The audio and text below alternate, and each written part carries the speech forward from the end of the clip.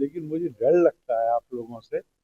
मैंने न्यूज की परिभाषा आपको बताई, आपने कह दिया कि मैंने किसी को कुत्ता कह दिया, तो मुझे तो डर लगने लगा भाई उससे। अब हम मेरे ऊपर अगर आप मेहरबानी करेंगे और इस तरह नहीं करेंगे तो फिर मुझे, लेकिन अहिंसा का मतलब कायरता नहीं है। अहिंसा का मतलब ये नहीं है कि कोई हथियार लेके आए और मैं उसके सामने सर झुका दूं।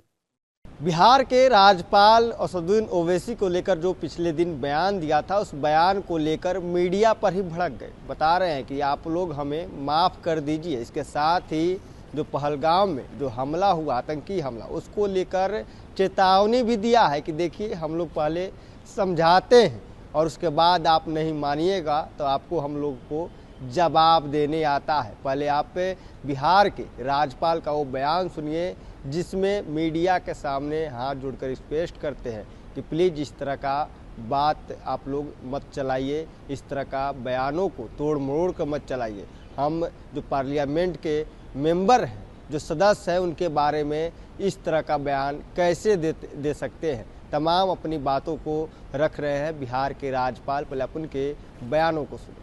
लेकिन मुझे डर लगता है आप लोगों से। मैंने न्यूज की परिभाषा आपको बताई, आपने कह दिया कि मैंने किसी को कुत्ता कह दिया। अरे भाई, न्यूज की परिभाषा है idiomatic. You are looking for a man who bites dog, ये न्यूज की परिभाषा है कि जो सनसनी पैदा करते हैं, और आप उसके बाद कह देते हैं कि मैंने एक एमपी को कह दिया। तो मुझे तो डर लगने लगा आप लोगों से, मैं सच बता रहा हूँ।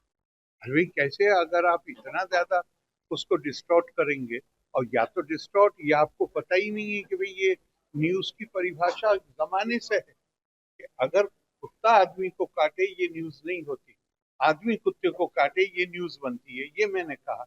और आपने कह दिया कि मैंने ओवैसी साहब को कुत्ता कह दिया। अरे भाई, तो मेरे ऊपर कृपा करिए, मैं कभी ये भाषा प्रयोग नहीं करता किसी के, और एक सम्मानित संसद सदस्य को मैं कहूंगा, मैं तो कभी किसी आम आदमी को भी नहीं कहता। तो मुझे तो डर लगने लगा भाई उससे। अब हम मेरे ऊपर अगर आप मेहरबानी करेंगे और इस तरह नहीं करेंगे तो फिर मुझे, हमें, मेरा काम विपक्ष के ऊपर कमेंट करना नहीं है। मेरा एक ही काम है, और मैं कल बहुत विस्तार में बोला हूँ, प्रोग्राम शायद देखा नहीं होगा। मैं ये कह रहा हूँ कि ये कोई नई चीज नहीं है। अगर आज हम ज्ञान और कौशल को दोबारा से जिंदा करना चाहते हैं, तो ये तो हम केवल अपनी परंपरा के अनुसार ही, लेकिन आज हम एक नए युग में जी रहे हैं। हमारा जो पृष्ठभूमि है, वो तो, भारत तो जाना ही गया है ज्ञान की संस्कृति के लिए। कोई कारण तो था कि हमें सोने की चिड़िया कहा गया। हमें पूरी दुनिया में लोग आकर्षित होकर, जिस जमाने में पासपोर्ट नहीं था, जिस जमाने में सीमाओं पर कोई पहरा नहीं था, तमाम लोग भारत में आके बसना चाहते थे। क्यों बसना चाहते थे, क्या आकर्षण था? आकर्षण केवल ये था कि हमारी जमीन जो है वो ज्यादा उपजाऊ है? नहीं, आकर्षण था, उससे बड़ा आकर्षण था कि ये ज्ञान की भूमि है। ये यहाँ पे अ, यहाँ पे कितने लोगों ने अपना जीवन लगा दिया सिर्फ ये जानने के लिए कि मैं, जिसे आत्मज्ञान या ब्रह्म ज्ञान कहते हैं, वो उसी का हिस्सा था। कि हम हमेशा से यहाँ पे दिलचस्पी रही है कि हम ज्ञान को परसों स्वाध्याय निरितम, ever devoted to the pursuit of knowledge. एक मिनट भी अपना नष्ट मत करिए, नई चीजें सीखिए। हमारे देश में जो लोग आकर हमारे देशवासियों को मार रहे हैं, आपने पहलगांव को, मैं मानता हूँ कि मैंने कल वहां कहा, वो दोहराई देता हूँ। हमारी हम शांति और अहिंसा में विश्वास करते हैं, लेकिन अहिंसा का मतलब कायरता नहीं है। अहिंसा का मतलब ये नहीं है कि कोई हथियार लेके आए और मैं उसके सामने सर झुका दूं।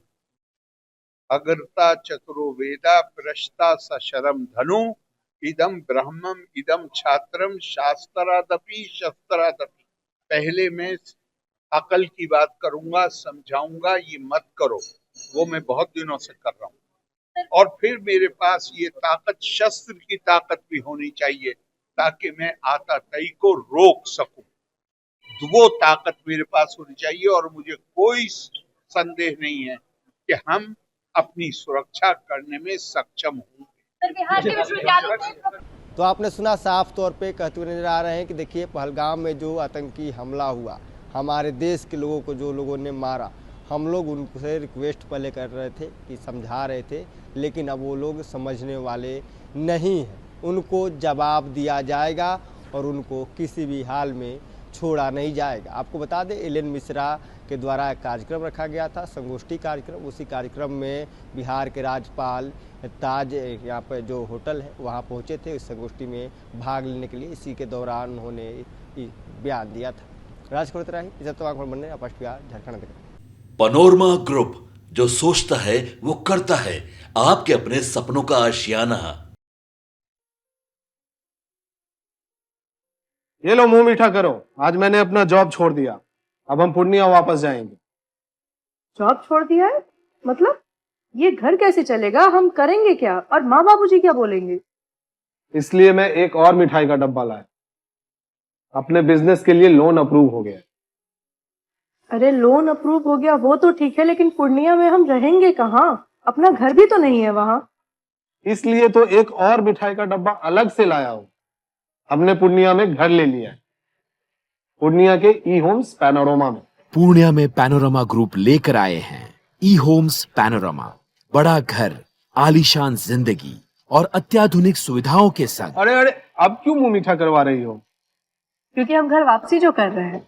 घर वापसी की खुशी पूर्णिया में ई होम्स पैनोरमा के संग। E homes panorama, luxurious lifestyle redefined.